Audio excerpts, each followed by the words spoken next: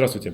Вначале несколько коротких информаций. Очередное происшествие с новым самолетом Ан-140 случилось накануне в аэропорту Якутска. При посадке у него отказала гидросистема. Жертв и разрушений нет. Надо сказать, что с этим же самолетом неделю назад в аэропорту города Хабаровска случилась тоже неприятность, но и там, слава богу, обошлось без тяжелых последствий. 10 золотых медалей везут якутяне из Москвы с российской выставки «Золотая осень». 8 из этих медалей завоевано в номинации «Промышленная переработка сельхозпродукции», а 2 в номинации «Развитие животноводства». Паранойя с Саханефтегазом. Сегодня сразу 2 пресс-конференции провели два президента этой компании. Виталий Киприянов от Алроса и Афанасий Максимов от правительства нашей республики и Сахатранснефтегаза. Говорили примерно об одних и тех же проблемах, но, соответственно, с разных полярных точек зрения. Отличие, пожалуй, было еще и в том, что Виталий Киприянов начал свою пресс-конференцию и закончил ее упоминанием и поздравлением в связи с 50-летним юбилеем развития газовой промышленности нашей республики. 15 октября, 50 лет назад, на Средневилюйском газоконденсатном месторождении был зажжен первый газовый факел. Ну, Афанасию Максимову, правда, оказалось не до этих ностальгических воспоминаний. И о спорте, вернее сказать, об околоспортивном событии. 10-кратный чемпион мира по шашкам Алексей Чижов не приехал в Якутск на чемпионат мира, который сейчас очередной проходит в нашем городе. Причина банальная – маленький призовой фонд. Ну а теперь давайте обратимся к основной теме нашей сегодняшней передачи. Зима зимой, однако жилье очень многих горожан, наверное, тысяч горожан, по-прежнему осаждают воды, грунтовые и не только. Ну, понятное дело, что жильцы клянут во всем власти города, которые не способны организовать откачку этой самой воды. Между тем, специалисты утверждают, что корень зла в том, что город Якутск стоит на болоте. Для того, чтобы организовать нормальное орошение этой территории, ливневую канализацию, нужны очень немаленькие деньги. Однако ни в советское время, ни тем более сейчас этих денег нет. И в результате то, что у нас есть с вами. Между тем, в общем-то, в свое время природа все мудро предусмотрела. Она самостоятельно организовала, так сказать, своеобразные каналы для отвода как наземных, так и грунтовых вод. Однако развитие города, строительство дорог и различных инженерных сооружений привело к тому, что эти каналы, естественно, были просто перекрыты. И в результате образуются болота и микроозера, которые имеют тенденцию с годами возрастать. Результат мы с вами видим под полами наших с вами домов и не только. Это улица Бенибина. Крас пытался здесь вытащить из одной своеобразной такой полыньи микрогрузовик. Трос оборвался, и самосвал сам завалился в следующую полынью. Уверен, что водители не самыми лестными словами помянули при этом не только чью-то мать, но и городские власти тоже. Ну, а что власти? Они тем временем буквально в эти дни ведут наступление на самовольных застройщиков. Это происходит в районе поселка Геологов. Те избрали местом своих новостроек зеленую зону. Под топор поэтому пошли сотни сосен, а это в перспективе опять-таки приведет к заболачиванию этой местности. Но это будет когда-то. Ну а пока на этом месте сосны еще растут, вместе, надо сказать, и с заборами. Так вот, последние это заборы и стали сносить представители земельной службы. Степан Васильевич, вот уже касается темы самозахвата, насколько это актуально для Якутска? Ну, это вопрос очень актуальный, потому что сейчас многие знают, что наступила так называемая дачная амнистия, но некоторые наши граждане это поняли совсем не так, по-своему. А некоторые думают, что это самозахват можно узаконить. Вот как здесь в зеленой зоне, например, с самозахватом. На прошлой неделе нами было тут сожжено 8 участков. Было демонтировано 10-19 установленных самовольных столбов. Это около 8 тысяч квадратных метров. Огорожено было, хотя предписания оставляли, никто не появился. И на сегодня тоже планируем, тут 3 самовольно установленных объекта, это ограждение. Тоже сейчас мы с ними вчера нашли, появились хозяева. И сегодня будем их освобождать, эти земельные участки. Ну, давайте на всякий случай еще раз вернемся к дачной амнистии. Ведь речь идет в ней только об упрощенной системе оформления. Да, об упрощенной. Там идет, дачная амнистия касается только упрощенной системы оформления документов на земельные участки, которые когда-то были выделены, предоставили на аренду или постоянное пользование. Люди просто, сами знаете, оформление документов у нас занимало очень много времени. И для того, чтобы упростить, вышел этот закон.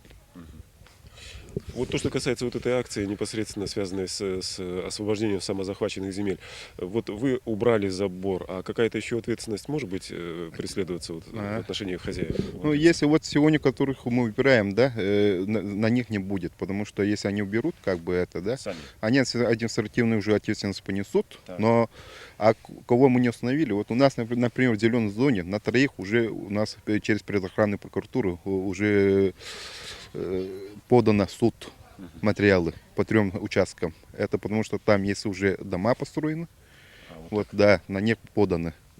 То Так, есть, если да, по 4 участкам уже третий год мы судимся тоже, потому что они как-то через суд признали право собственного настроения, и мы сейчас это обжалуем.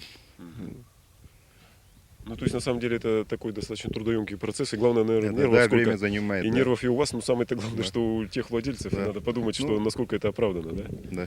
Ну, тут у нас по многочисленным жалобам жильцов близлежащих домов и представителей вот дачных строительных кооперативов, которые рядом расположены.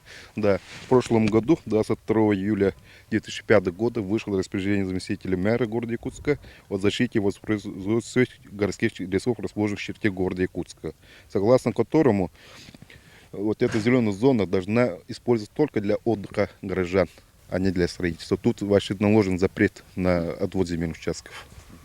Степан Васильевич, а вот то, что касается самозахвата территории, ну вот здесь мы сейчас находимся в зеленой зоне, это понятно, да? А ведь многие люди строятся самовольно и на территории города, где Да, зеленой зоны ничего проводится нет. работа нашего Это отдела, то же да. самое, это ваша же то же работа? самое, да, это наша работа. Наша работа касается нарушения земельного законодательства, то или использования земельного участка после его назначения, самовольный захват. Нами проводится большая работа. Так, этим летом нашим отделом, да, суждено порядка свыше 100 земельных участков от самовольно установленных объектов мелкорозничной торговли. Это киоски, павильоны, фрукты, овощи, которые были установлены как грибы у нас по городу. Сейчас тоже вот в следующей неделе начинаем тоже акцию по освобождению данных земельных участков, потому что они как... киосков. Да, их убираем, они появляются опять. Вот поэтому у нас такая Бесконечный работа, процесс. бесконечная, да. Но когда устанавливается владелец, то освобождается земельный участок путем перемещения данного объекта за счет владельца. Он сам оплачивает кран, сам оплачивает платформу. А бюджетом было выделено нам 200 тысяч на освобождение. Вот это все освоили мы, но где не установлены владельцы. Как правило, обычно там продавец только стоит. Ну да. Про владельца, когда спрашиваешь, ничего не знает. Но мы плотно работаем Горэнерго на отключение, например, таких владельцев информации. ЕТКОПом работаем, это территориальный комитет охраны природы. Вот здесь Росприроднадзором работаем. Но у нас со всеми службами налажена система. Вот эта вот зона городская, это зеленая зона, тут в принципе не должны выдаваться участки, поэтому город тут этот зеленый участок содержал в таком виде, каком он есть. Тут участки не выдавались, просто вокруг только построены, где эти. А вот то, что тут творится, это, конечно, незаконно, у них нет никакой документации, оказывается. И управление Росприроднадзора обязательно по заявлениям граждан, по обращениям и так далее, всегда выезжает на такие проверки совместные. И, в общем-то, тут есть явные лесонарушения, тут незаконная рубка леса на каждом участке. И, в принципе, по этому лесонарушению можно предъявлять к этим нарушителям иски за незаконную рубку деревьев, в том числе по возмещению ущерба. Вы знаете, но с другой стороны, вот, в общем-то, как-то вот с точки зрения обывателя, да, ведь никакой экологической, скажем, катастрофы не произойдет. Это же не техногенная какая-то авария. Вот в чем проблема здесь? Вот, в чем опасность вот таких застроек?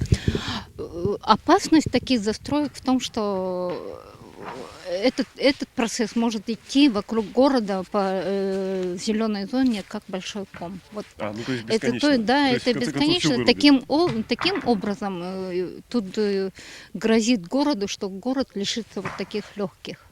С Именно одной стороны, зеленых легких, да. А самое ближайшее это то, что заболоченность начинается. Самое страшное, Да, что самые может быть. такие яркие Да. примеры в этой области, это вот вырубка леса, такого же соснового леса на Сергеляхе. Там идет процесс заболачивания, там уже озеро высохло. И 17-й Это со стороны, квартал, да, это и всё. 17-й квартал. И такое же нарушение, в принципе, можно наблюдать по окраинам города.